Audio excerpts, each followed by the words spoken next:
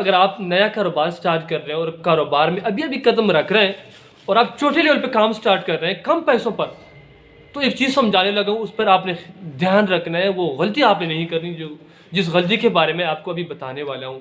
जब मैंने शुरू में अपना कारोबार स्टार्ट किया, अपना काम स्टार्ट किया, तो मैंने इसी तरह लोगों से मशवरे लिए, एक पास गया, मैंने वीडियोज़ देखी, मैंने अपनों के पास गया, परायों के पास गया कि मैं कौन सा काम शुरू करूँ, किस तरह शुरू करूँ। मैंने सबसे मशवरे लिए। मशवरे तो मैंने सबके सुने और सबने मुझे समझाया, लेकिन एक बात जो मुझे हर किसी ने समझाई, हर किसी ने समझाने की कोशिश की, बताने की कोशिश की, वो बात ये थी कि उधार नहीं देना। अगर आप कम पैसों पर काम शुरू कर रहे हैं, छोटे लेवल पर कारोबार शुरू कर रहे हैं कम पैसों पर, तो आपने ये गलती नहीं करनी, उधार नहीं देना। मुझे हर बंदे ने यही बात समझाई कि उधार नहीं देना। अब उधार क्यों नहीं देना, इस चीज़ के बारे में आपको समझाने लगे क्यों नहीं देना।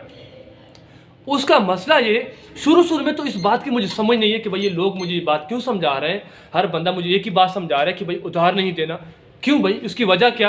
तो शुरू में मुझे इस बात की तो समझ नहीं आई, लेकिन जो मैं काम करता गया, मैं मार्केट के अंदर इन होता गया, मुझे काम की समझ आती गई, तो मुझे इस बात की भरपूर समझ आ गई कि मैंने उधार क्यों नहीं देना। उसकी वजह यह है कि अब छोटे लेवल पर जब काम स्टार्ट कर रहे हैं, फ़र्ज़ करें आप 1 लाख रुपए इन्वेस्ट करके कारोबार स्टार्ट कर रहे हैं, तो उसके अंदर आपके पास लोग आते हैं, तो क्या कहते हैं, आप उधार पर माल दे देते हैं। फ़र्ज़ करें आप होलसेल का शुरू कर रहे हैं या आप छोटी सी दुकान बना रहे हैं, जो भी आप कर रहे हैं, लेकिन उसमें यह है कि आप उधार देते हैं अपने माल को चलाने के लिए कि यार तेरी चीज़ मेरी बिक जाए।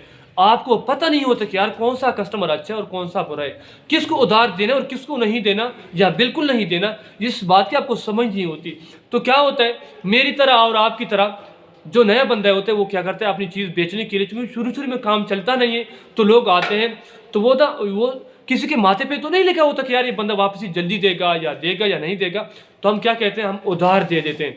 तो उधार एक ऐसी चीज़ है जो लेते हैं फिर वो गायब हो जाता है, एक ऐसा सिस्टम है। तो क्या होता है, जो हमारे पास इन्वेस्टमेंट होती है, जिन पैसों पर हमने काम शुरू किया होता है, वो चले जाते हैं उधार में।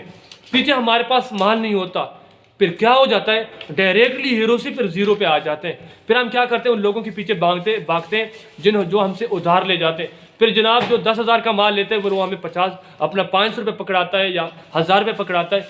फिर इस तरह यकीन करें, आप यकीन करें, पिछले 3.5 साल के अंदर मेरे तजर्बे के मुताबिक जो लोग उधार पे काम कर रहे थे और मैंने देखा है, जो इन्होंने मेरे सामने स्टार्ट किया काम, वो बिल्कुल तबाह हो चुके हैं। जो पहले से कर रहे थे वो जीरो पे आ गए, बिल्कुल उठ नहीं रहे। देखो, आप चीज़ लगे रेट पर दे दें, आप चीज़ बेशक 10 रुपये नुकसान पर दे दें, लेकिन क्या होगा, अगर आप उधार पे चीज़ देंगे तो माल भी चला जाएगा और पैसे भी चले जाएंगे। जब तक आपको काम की समझ नहीं आती, काम पर आपकी गिरफ्त हासिल नहीं होती, तब तक उधार नहीं देना।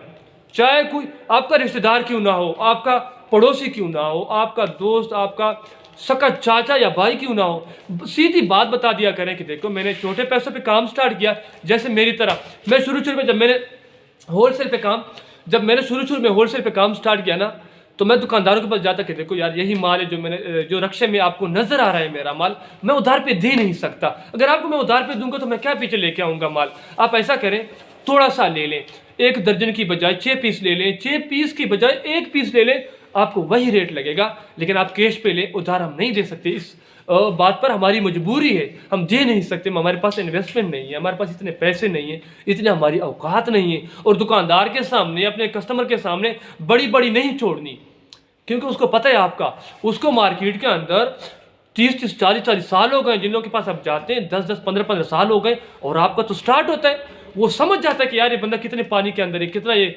जनाब ये किस हालत में, वो आपको जज कर लेता है। तो लिहाजा जैसी भी हो जाए ना, खाली आ जाए वापस। आपकी चीज़ ना बिकी, कल बिक जाएगी, अगले हफ्ते बिक जाएगी, महीने के बाद बिकेगी, साल के बाद काम स्टार्ट हो जाएगा। उधार पे नहीं देनी, चीज़ ना बिके वापस हो जाएगी जहाँ से आपने माल ख़रीदा होता है, या खुद इस्तेमाल कर लेंगे। उधार नहीं देना, यकीन करें, आप मेरी बात का यकीन करें, पिछले 3 साल के अंदर ऐसे सैकड़ों लोगों को दिवालिया होते हुए मैंने देख लिया है, उनको ज़ीरो पे आते हुए मैंने देख लिया, उनका काम ख़त्म होते हुए मैंने देख लिया। अल्लाह ना करे, अल्लाह पाक किसी के रिज़्क़ के अंदर कोई कमी ना लाए। ये मैं बात नहीं कहना चाहता आपसे, मैं इस बात पर माज़रत चाहता हूँ आपसे, अच्छे अल्फाज नहीं, लेकिन यकीन कर ऐसे बहुत सारे दुकानदार थे जिनको मैं 1 2 साल 3 साल पहले माल देता था, वो ख़त्म हो गए, उनकी दुकानों तक नहीं रही। कोरोना और इमरान खान के जाने के बाद आप यकीन करें 50% तक जो हमारे छोटे कारोबारी थे, जिनके पास कम इन्वेस्टमेंट थी, कम पैसों पे जिन्होंने काम स्टार्ट किया था, वो जीरो पे आ चुके हैं। यकीन करें, आप सर्च कर लें आसपास, आप दुकानदारों के पास जाएं, उनका हाल ले लें, और बाज़ दुकानदार तो बिल्कुल इस हालत में हो चुके हैं जो ना काम कर सकते और ना छोड़ सकते, ना मर रहे हैं और ना जी रहे हैं। उनके साथ पता क्या हुआ है, जो उनके साथ माल था वो उधार पे चला गया, वो पीछे से मजीद उधार ले आए, उधर भी फंस गए और उधर भी फंस गए, काम छोड़ भी नहीं सकते और काम कर भी नहीं सकते। तो आपने उधार नहीं देना, बिल्कुल। कोई भूख से मर जाए ना, मैं कहता हूँ आप फ्री में चीज़ दे दें, अल्लाह के वास्ते दे दें, उसका गम नहीं होगा आपको, वो आपका सदका हो जाएगा। लेकिन अगर आप उधार पे आप देंगे तो वो कस्टमर आपको नजर नहीं आएगा। जब तक आपको काम की समझ नहीं आती, आपको पता नहीं चलता कि यार बंदा ठीक है, ये बंदा गलत है, ये फलाना वापस आता है, ये नहीं आता। तो आप नया नया काम स्टार्ट करते हैं ना, तो आपके पास नए नए लोग आते हैं और उनको पता ही नहीं होता आपको।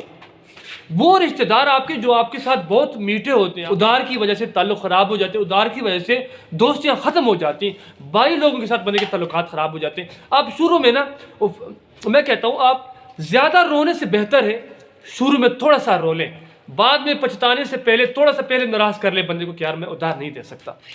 मैं उम्मीद करता हूँ आज की वीडियो आपको पसंद आई होगी और मेरी बात पर आप ज़रूर अमल करते होंगे और मेरी बात से आप ज़रूर इत्तेफाक करते होंगे। बात अच्छी लगी तो अपने दोस्तों के साथ लाजमी शेयर करें। अगली वीडियो तक मुझे इजाज़त दीजिए, तब तक के लिए अस्सलाम वालेकुम रहमतुल्लाहि व बरकातुहू।